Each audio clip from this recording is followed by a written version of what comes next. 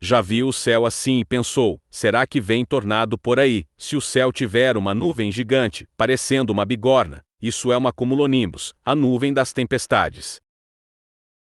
Se o vento começar a girar ou ficar estranho, e aparecer um funil descendo da nuvem, cuidado, pode estar nascendo um tornado.